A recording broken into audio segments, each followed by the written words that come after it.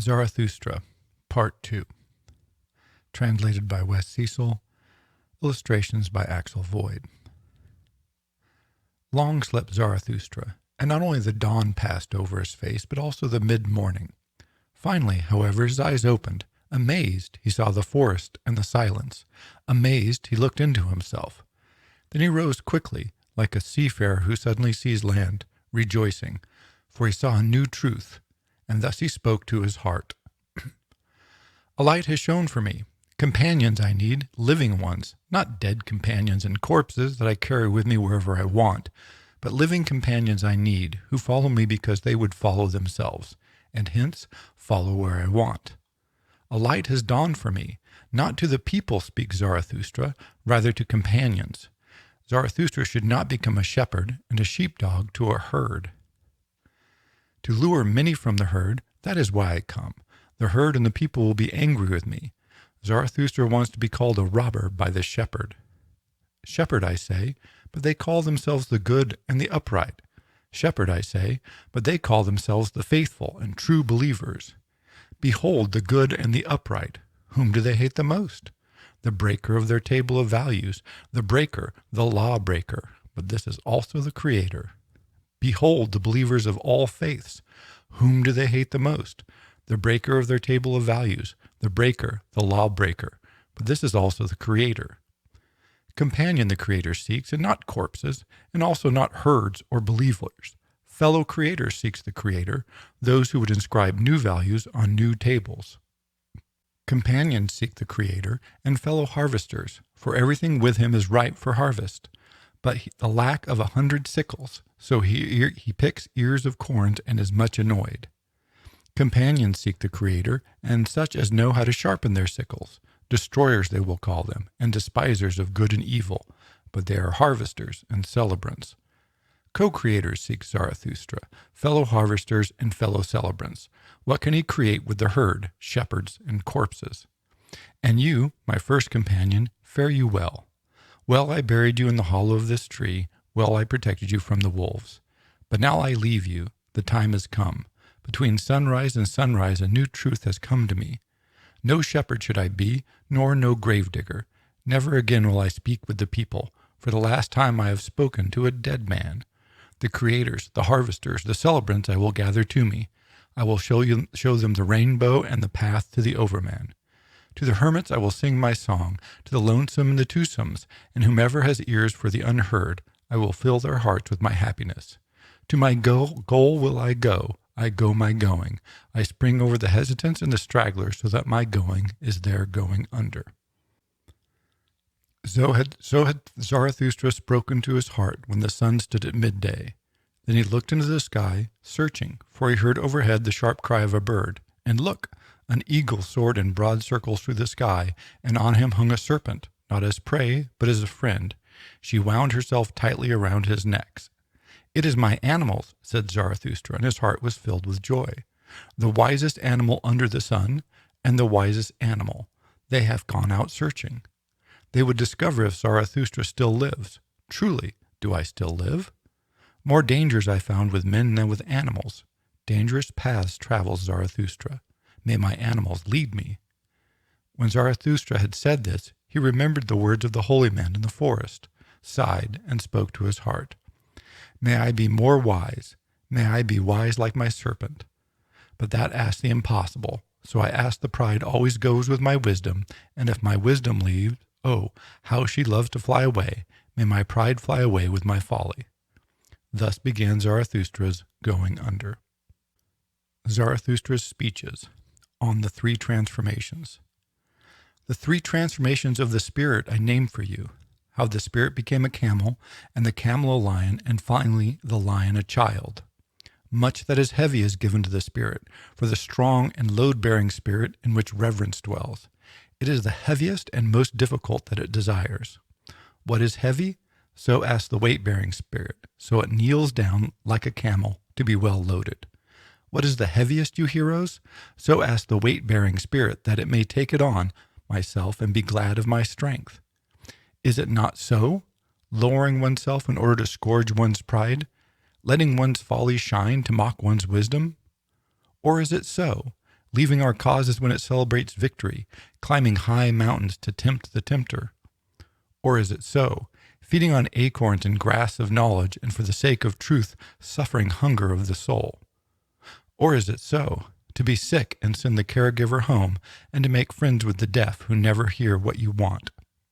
Or is it so, stepping in dirty waters when they are the water of truth, and not being bothered by cold frogs or hot toads?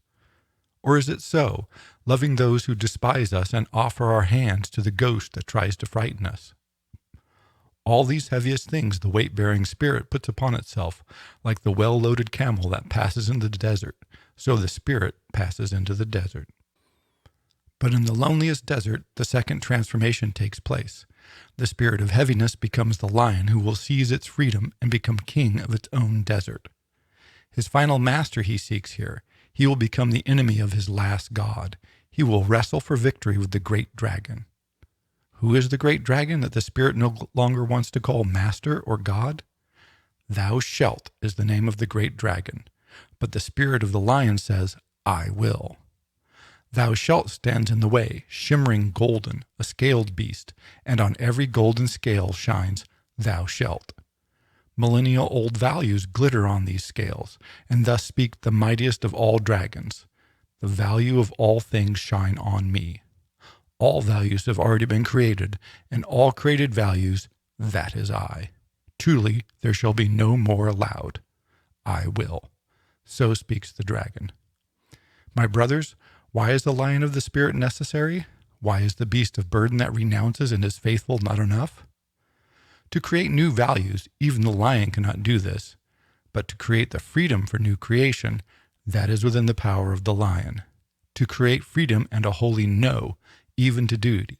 For that, my brothers, the lion is necessary. To seize the right to make new values, this is the most terrible seizing for a weight-bearing and faithful spirit. Truly, a threat it is to him, and a matter for a predatory beast. As once his most sacred love was, thou shalt, now it must find dreams and fancies, even in the most sacred, that he might seize freedom from his love. The lion is necessary for this predation. But say, my brothers, what can the child do that even the lion cannot perform? Why must the predatory lion become a child?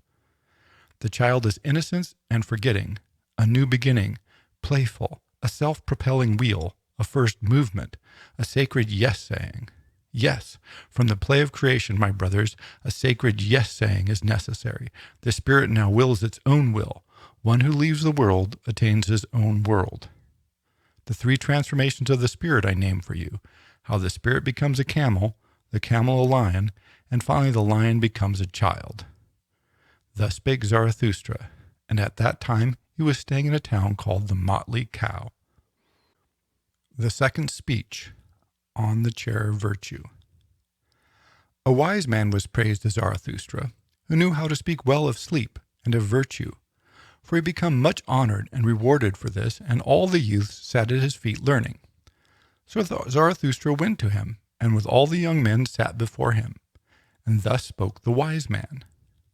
Honor and shame before sleep, this is first, and avoid all who sleep badly and are awake at night. Even the thief feels shame before sleep. He always goes softly through the night. However, the night watchman is shameless. Shameless he carries his horn. No mean art is sleeping. For instance, one must stay awake through the entire day. 10 times a day you must overcome yourself. This creates a deep weariness and an opium for the soul. 10 times you must be reconciled with yourself, for overcoming is bitterness, and the unreconciled sleep badly. 10 truths must you find a day, otherwise you will still be searching for truths at night, and your soul will stay hungry. 10 times a day you must laugh and be merry, otherwise you will have bad digestion at night, that father of all troubles. Few know that to sleep well one must have all the virtues. Shall I bear false witness? Shall I commit adultery? Shall I covet my neighbor's maid? All this would not go well with good sleep. Even if one has all the virtues, one must understand one more thing. Even these virtues should be put to sleep at the right time, so that they will not argue with each other, those lovely girls, and over you, you miserable one. Peace with God and your neighbors, so wills good sleep. and peace also with your neighbor's devil, or else he will haunt you by night. Honor authority and obey them, even crooked authority. So wills good sleep. What is it to me if power likes to walk around on crooked legs? To me, the best shepherd is the one who leads his sheep to the greenest pastures. So it goes with the deepest sleep. I want neither many honors nor great wealth, for that inflames the spleen. But one sleeps badly without good name and modest wealth. The company of a few is more welcome to me than a bad crowd. Still, they must know to come and go at the right time. That also goes well with the deepest sleep. Very, very agreeable to me are the poor in spirit. They promote sleep. Blessed are they, particularly if one always can see that they are right. So passes the day of the virtuous. And now night comes. I am careful not to summon sleep, for deepest sleep will not be summoned, the Lord of virtues. Rather, I ponder what I have done and thought during the day. Ruminating, patient as a cow, I ask myself, what have been my 10 overcomings? And what have been my 10 reconciliations, and the 10 truths, and the 10 laughters with which my heart was gladdened? Weighing such thoughts and rocking the cradle of my recollections, I am suddenly overwhelmed by sleep, the unsummoned lord of the virtuous. Sleep touches me on the eye, and they grow heavy. Sleep touches my mouth, it stays open. Truly, on soft feet he comes to me, this dearest thief, and steals my thoughts from me. Dumb I stand like this chair. But not for long do I stand, I am already lying down. When Zarathustra heard the wise man speak thus, he laughed in his heart, because a light had dawned for him, and he spoke thus to his heart. What a fool is this wise man with his 40 thoughts! But I think he well understands how to sleep. Blessed is he who lives near this wise man. Such a sleep as this is infectious, even through a thick wall. There is even magic in his professorial chair, and not for nothing have young men sat before this preacher of virtue. His wisdom is this: waking is good for sleeping. And truly, if life had no sense, and I had to choose nonsense, then I would choose this most sensible nonsense. Now I see it clearly, what once all people sought when they searched for a teacher of virtue. Good sleep was sought, and opiate virtues as well. For all these famous wise men and the professorial chairs of wisdom was sleep without dreaming. They had no better sense of life. And even today there are still a few like these, like this preacher of virtue, and not all so honest. But their time is done, and not much longer will they stand. They are already lying down. Blessed are the sleepyheads, for they will soon drop off. Thus spake Zarathustra. Speech 3. On believers in the Afterworld. Once Zarathustra also cast his delusion beyond the human, like all those who believe in an afterworld. The world appeared to me as the work of a suffering and tortured god. A dream the world appeared to me then, the tale of a god, colored smoke before the eyes of a divine malcontent. Good and evil and joy and pain and I and you, to me they appeared as colored smoke before a creative eyes. The Creator wanted to look away from himself, so he created the world. Drunken pleasure it is for the sufferer to look away from his suffering and forget his suffering. Drunken pleasure and self-forgetting the world once seemed to me. This world, eternally imperfect, the image of an eternal contradiction, an imperfect picture, a drunken pleasure for its imperfect creator. Thus the world once appeared to me. Thus I once cast my delusion beyond the human, like all the believers in an afterworld. Beyond the human indeed. Ah, brothers, this God which I created was man-made in madness, like all gods. Man he was, and only a poor version of man and the I. From my own ashes and blaze it came to me, this ghost, and truly it did not come from the beyond. What happened, my brothers? I overcame myself as a sufferer. I carried my own ashes to the mountains, and a brighter flame I made for myself. And behold, the ghost fled from me. Suffering it would be for me now, and torture for one who has recovered to believe in such a ghost. Suffering it would be for me now, and humiliation. Thus I speak to those who would believe in the afterworld. Suffering is and was debilitating. This is what creates all the afterworlds, and that brief mad joy that only the greatest sufferers achieve. Weariness that wants, in a single leap, to reach the ultimate, with one fatal leap, a poor, ignorant weariness that did not want to will any more. This is what created all gods and all afterwards. Believe me, my brothers, it was the body that despaired of the body, and with fingers of deluded spirits touched the ultimate wall. Believe me, my brothers, it was the body that despaired of the earth. It heard the stomach of being talk to it. And it wanted to break through the ultimate wall with its head, and not only its head, to that other world. But the other world is well hidden from men, that humanless, inhuman world that is a heavy nothing. And the stomach of being does not speak to men except as humans. Truly, it is hard to prove all being and all difficult to get it to speak. Tell me, my brothers, is not the strangest of all things not also the best explained? Yes, this I and this I's contradictions and confusions speak mostly of its being, this creating, willing, and valuing I that is the measure of the worth of all things. And this most honest being, this I that speaks of the body and still wants the body, even when it versifies and dreams with fluttering, broken wings. Ever more honestly it learns to speak, this I, and the more it learns, just so the more it finds the words and honors for the body and the earth. A new pride my I taught me that I teach to men, no more to bury your head in the sand of heavenly things, rather to carry it freely, this earth head that creates an earth sense. Anew will I teach man, to will the path that man has blindly followed, to call it good and no longer slink away from it like the sick and the dying. It was the sick and the dying who despised the body and the earth and invented the heavenly salvation in drops of blood. Yet even these sweet and dreary poisons they took from the body and the earth.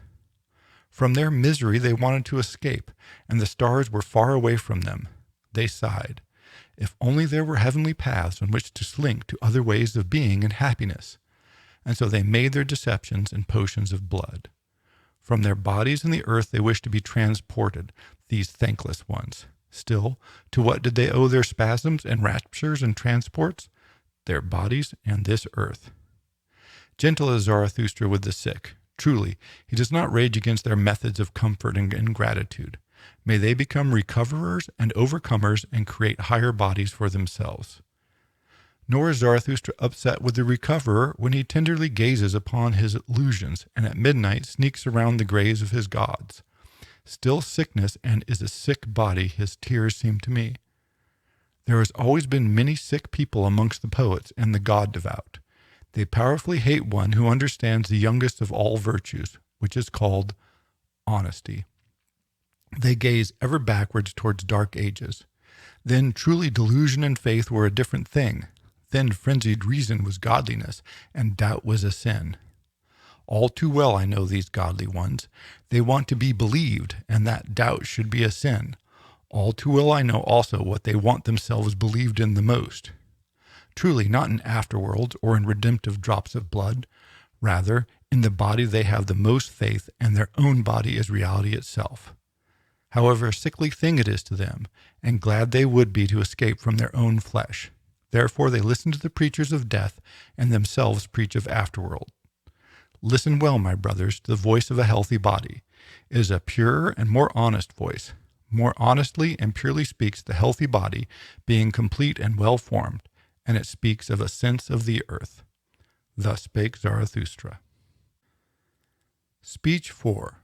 On the despisers of the body. To the despisers of the body will now say a word. Not that I would have them learn or teach differently, rather say farewell to their own bodies and thus become mute. I am body and soul, so says the child, and why should one not speak as a child? But the awake and the wise say, body am I through and nothing else. The soul is only a word for an aspect of the body. The body is a great understanding, a multitude with one sense, a war and peace, a herd and a herdsman. Your small reason is an instrument of your body, my brothers, that you call spirit, a small tool and a plaything of a greater understanding. I, you say, and are proud of this word, but the greater thing, in which you do not want to believe, the body and its great understanding, you say I, but the body does I. What the senses feel, what the spirit knows, that is never an end in itself. But the sense and the spirit would like to convince you they are the end of all things. That is how vain they are. The senses and the spirit are work and play. Behind them still lies the self. The self also seeks with eyes of the senses. It also hears with the ears of the spirit. Always the self listens and seeks. It compares, compels, conquers, and destroys. It rules and is also the ruler of the I. Behind your thoughts and feelings, my brothers, stands a mighty ruler, an unknown sage, called the Self. In the body he lives. He is your body. There is more understanding in your body than in the best wisdom, and who knows for what end your body needs exactly your best wisdom? Your self laughs at your I and its powerful leaps. What these leaps and flights of thought to me, it says to itself. A detour to my goal. I hold the reins in the I and the direction of its conceptions. The self says to the I, now feel pain, and it suffers and thinks how it might suffer no more, and that is just how it should think. The self says to the I, now feel pleasure, and then it is happy and thinks how to be happy again, just as it is supposed to think. To the despisers of the body will I say a word. They create their respect from their despising. What is it that creates respecting and despising and valuing and willing? The creative creating self-created from itself respecting and despising. It created pleasure and woe. The creating body creates spirits for itself as a hand of its will. Even in your folly and despising, you despisers of the body, you are serving yourself. I say to you, yourself itself wants to die and to turn away from life. No longer can it do what it most loves, to create beyond itself. That is what it most loves. This is the greatest longing. But it has become too late for that.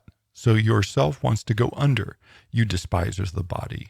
Yourself wants to go under, and thus you become despisers of the body, since you can no longer create beyond yourself. And so you are now angry with the life and the earth. An unconscious envy lurks in the squint of your despising. I do not follow your path, you despiser of the body. You are for me no bridge to the overman. Thus spake Zarathustra.